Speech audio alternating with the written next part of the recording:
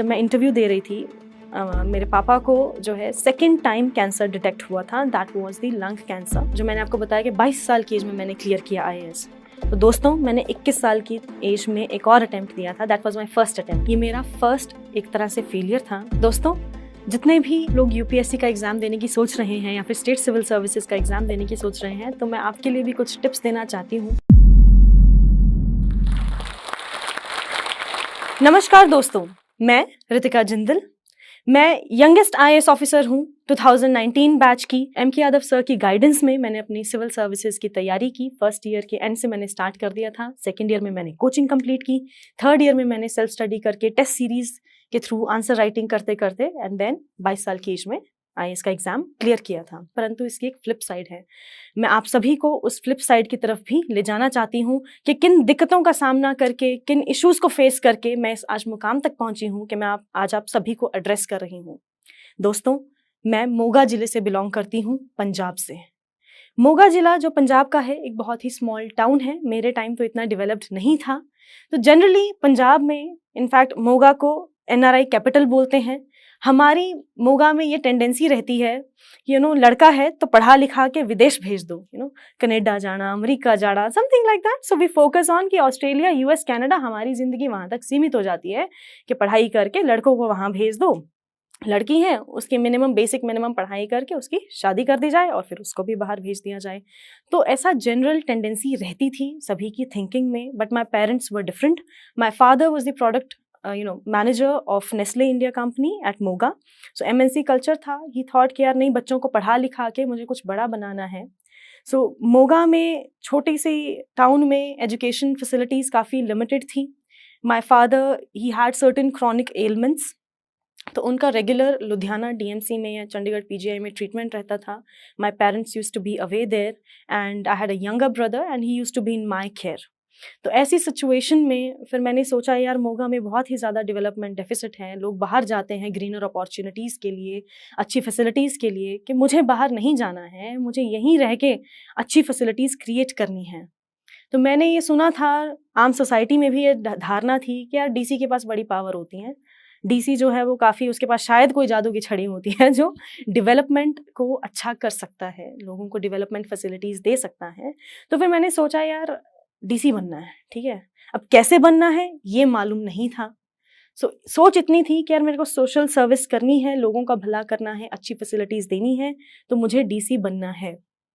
तो इस तरह से मैं अपनी पढ़ाई पे फोकस करती रही स्कूल में and I became the northern India topper of CBSE in 12th class.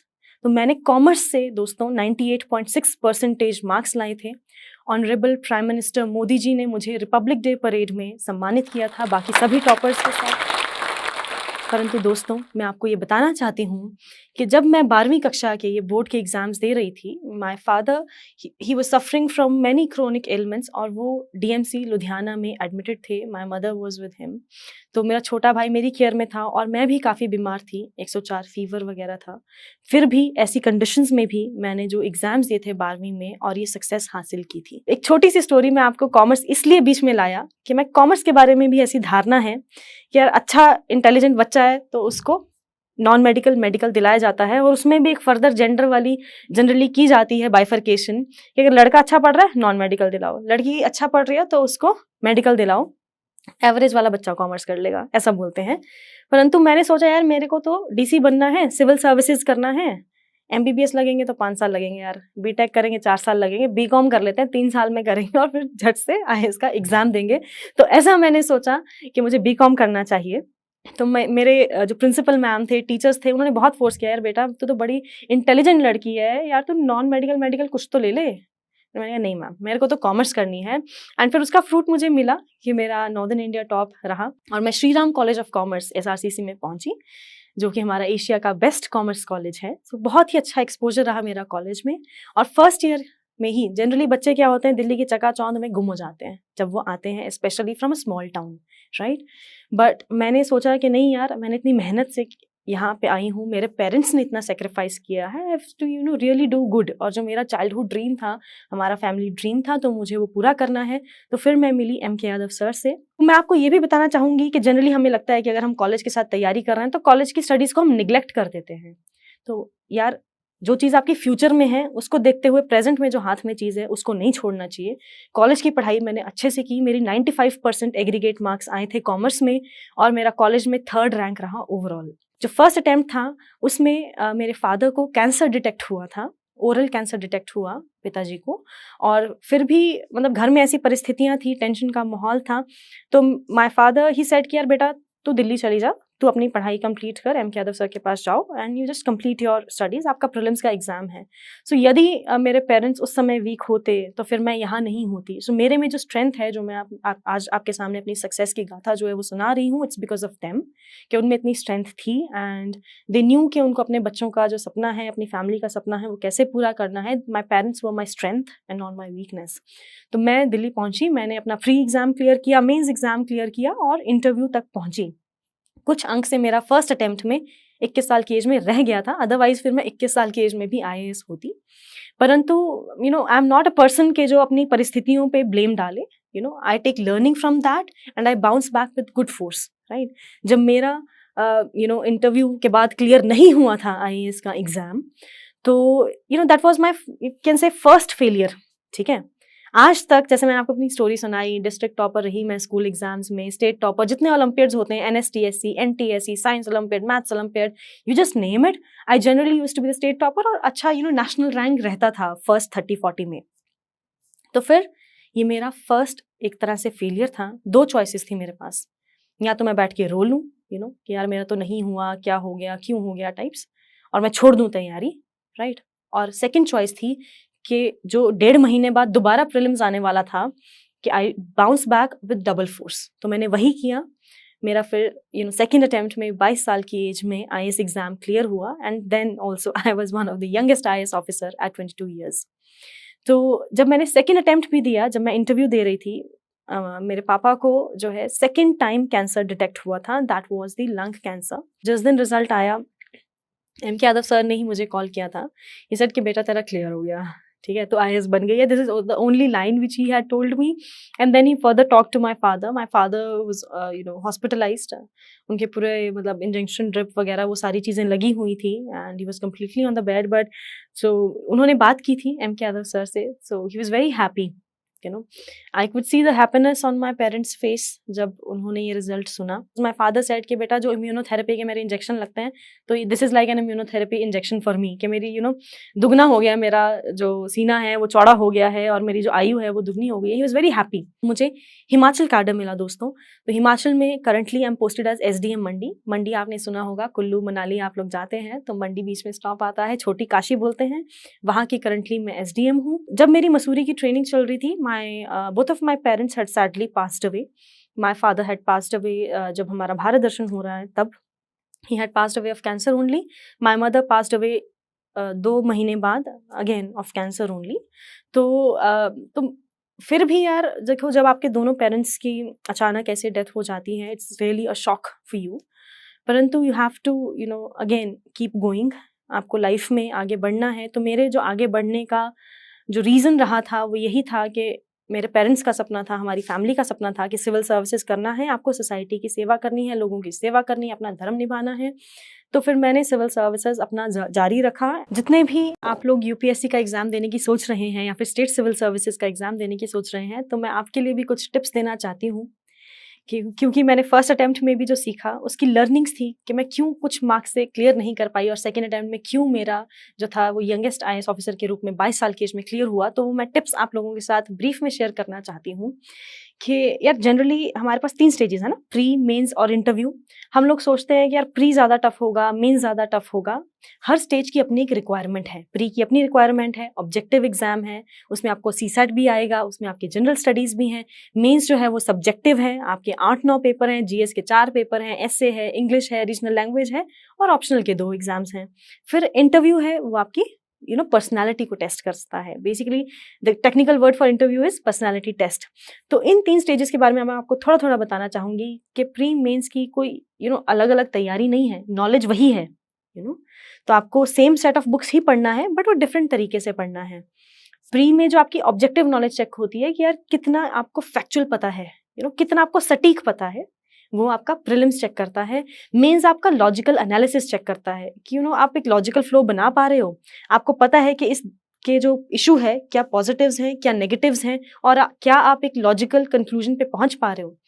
Because इस एग्जाम को यूपीएससी ने सिविल सर्वेंट्स के लिए चुना है। जब आप एक सीट पे बैठ जाते हो, जैसे मैंने आपको बताया कि आप एसडीएम हो, यार आपको बहुत सारे इश्यूज को संभालना है, तो क्या आप एक बैलेंस्ड डिसीजन ले पाओगे? ऐसा तो नहीं कि कहा सुनी में आगे किसी ने सुनाया और आपने तुरंत आंसर दे दिया, राइट? सो वो इस पेपर के माध्यम से चेक करते हैं क्या आपको ओवरऑल जनरल नॉलेज है। अगर आप इतने सब्जेक्ट्स पढ़ रहे हैं, ज्योग्राफी, हिस्ट्री, पॉलिटी, ये सारी चीजें, तो आपको एक कॉमन नॉलेज पूल देती हैं वो चीजें, राइट? सो वो कॉमन नॉलेज तक जाना है, आपने अंडरस्टैंडिंग तक जाना है और फिर एक सब्जेक्टिव आंसर लिखना होता है, राइट? उसी नॉलेज को एक्सपैंड करके आपने एस्से में लिखना होता है, एग्जाम्पल्स वगैरह दे के, ये सारी चीजें। तो लगभग आपके 4-5 पेजेस में आपने वो आंसर लिखना होता है। यदि आप मेंस का एग्जाम दे रहे हैं तो 1-2 पेजेस में आपने वो सब्जेक्टिव आंसर देना होता है। इंटरव्यू में उसी नॉलेज को आपने अच्छे से प्रेजेंट करना है, एकदम सटीक जवाब देना है ओरली, राइट? तो ये सारी चीजें नॉलेज का खेल है, right? Firstly you should understand what all these things are about. और इतने सारे सब्जेक्ट्स हैं, इतनी सारी बुक्स हैं, जनरली हम लोग घबरा जाते हैं। कुछ लोग तो ये सोचते हैं यार यूपीएससी मेरे से हो ही नहीं पाएगा, वो तो सिर्फ टॉपर्स करते हैं। ऐसा भी नहीं है, right? There many of my friends जिनके एवरेज मार्क्स थे या जो पहले शायद कॉलेज में फेल हुए या फिर वो स्कूल में फेल हुए, फिर भी उन्होंने सिविल सर्विसेज क्रैक किया, राइट? तो ऐसा मत सोचना कि यार ये मेरे बस का नहीं है। आप मेहनत करेंगे तो ये सभी के बस की बात है। यार हम मार्स से नहीं टपके हैं, राइट? यही इसी धरती ग्रह के प्राणी है ना। अगर हम कर सकते हैं तो वो आप भी कर सकते हैं, बट जस्ट वो तरीका सीखना होगा आपको कि करना कैसे है। जितने बच्चे यूपीएससी या स्टेट सिविल सर्विसेज की तैयारी कर रहे हैं, उनका एक और क्वेश्चन होता है मेरे से कि मैम हम तैयारी कब स्टार्ट करें, है ना? तो यार तैयारी generally as early as possible अगर आप स्टार्ट कर लेंगे, बिकॉज जनरली 1 से 2 साल भी लग जाते हैं तैयारी करते करते, आपको ऑप्शनल भी करना है। तो मेरी तो यही सजेशन रहेगी, जैसे मैंने कॉलेज के दौरान किया, फर्स्ट ईयर से सेकेंड ईयर से, तब आप स्टार्ट कर सकते हैं, ताकि कॉलेज के दौरान एटलीस्ट आपका जो फाउंडेशन प्रोग्राम है, फाउंडेशन होता है दोस्तों एक ऐसा प्रोग्राम जिसमें आपको पूरे जीएस की तैयारी कराई जाती है। डिफरेंट इंस्टीट्यूट्स देते हैं फाउंडेशन का प्रोग्राम। तो फाउंडेशन का प्रोग्राम आपको 1 साल में सारा बेसिक चीज़ें कवर करा देता है, प्री और मेन सारे सब्जेक्ट्स का, राइट? तो फाउंडेशन कर सकते हैं। उसके बाद जो मेरी स्ट्रैटेजी रही कि once your foundation is completed, फिर आप ऑप्शनल की भी तैयारी कर सकते हैं साथ साथ, depending upon time, right? Optional की तैयारी कर सकते हैं एंड फिर टेस्ट सीरीज और आंसर राइटिंग जरूर कीजिएगा, right? It is generally said that practice ही बहुत जरूरी है। प्रैक्टिस से it will make you perfect. तो प्रैक्टिस जरूर कीजिएगा, आंसर राइटिंग की प्रैक्टिस कीजिएगा। तो ऑप्शनल के बारे में भी मैं कुछ आपसे कहना चाहूँगी कि मैंने कॉमर्स ऑप्शनल लिया था। मैंने आपको बताया कि मेरे one of the highest marks रहे थे। तो ऑप्शनल जनरली बच्चे जो हैं थेरेटिकल ऑप्शनल्स लेते हैं। It could be pub-add, anthropology, geography, such type of optionals generally people prefer because थोड़े थेरेटिकल होते हैं और हम अपने टेक्निकल सब्जेक्ट्स लेने से डरते हैं। कई बार हमें लगता है हमने इतने अच्छे से पढ़ाई नहीं की, टेक्निकल होगा तो नहीं लेना चाहिए। तो मेरा ये मानना है कि यदि आपने अपने कॉलेज में या टेक्निकल चीज़ों में कुछ प्रोफेशनल कोर्स किया है, if you are solid in that, तो आपको अपना टेक्निकल ऑप्शनल ही ले लेना चाहिए, जैसा कि मैंने अपना कॉमर्स ऑप्शनल लिया और मैंने कॉमर्स की, जैसा कि आपको बताया, कि अच्छे से पढ़ाई की थी। So that actually helps. तो आप सभी दोस्तों जिन्होंने मेरी बात सुनी है, जो मैंने 15-20 मिनट में अपनी एक कहानी सुनाई और जो टिप्स दिए हमारे यूपी एस्पिरेंट्स को, तो मैं चाहती हूँ कि आप कमेंट सेक्शन में ज़रूर एक ना एक लर्निंग ज़रूर लिखें कि मेरी ये पूरी टॉक में आपको क्या अच्छा लगा और क्या आपके लिए लर्निंग रही, so that others also get inspired. And अगर आपने कोई सक्सेसफुल जर्नी रही आपकी और आपने कैसे एक फेलियर से आप सक्सेस तक पहुँचे, वो भी ज़रूर लिखिएगा। I would love to read them. Thank you. Hello students, मैं हूं एम के यादव। आज एक बहुत ही अच्छा दिन है। रितिका की कहानी सुनने के बाद जोश टॉक ने मुझे कॉल किया, मुझसे रिक्वेस्ट किया कि जैसे मैंने रितिका का हेल्प किया था, वैसे ही क्या हम जो भी बच्चे मुझसे पढ़ना चाहते हैं उनको हम कुछ हेल्प दे सकते हैं, उनके सपने फुलफिल करने में मैं कुछ मदद कर सकता हूं जोश के साथ।